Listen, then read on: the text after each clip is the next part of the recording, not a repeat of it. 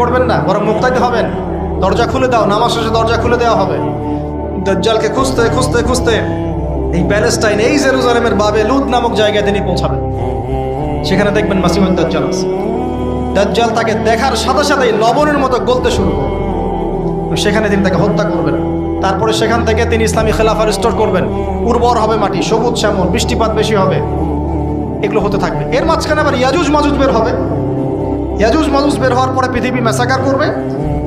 তারা এমনভাবে পৃথিবীতে ম্যাসাকার করবে যে ঈসা আলাইহিস সালাম এবং তার অনুসারীরা তুর পাহাড়ে গিয়ে লুকাবেন, আত্মগোপন করবে, এবং তাবারিয়া হ্রদের পানি তারা খেয়ে ফেলবে।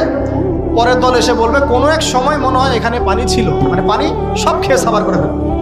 আর বুঝতে পারছেন? ঈসা আলাইহিস সালাম দোয়া করবেন, আল্লাহ এই আযাব থেকে আমাদেরকে তুমি বাঁচাও। আল্লাহ পাক তখন তাদের ঘাড়ের মধ্যে একটা ভাইরাস দিয়ে দিবেন, ভাইরাস, পোকা ভাইরাস। এক ভাইরাসের সব ইয়াজুজ আর মাজুজ শেষ। এরপরে পৃথিবীতে বৃষ্টি বর্ষণ শুরু হবে। আল্লাহ পাক কোথা থেকে জানি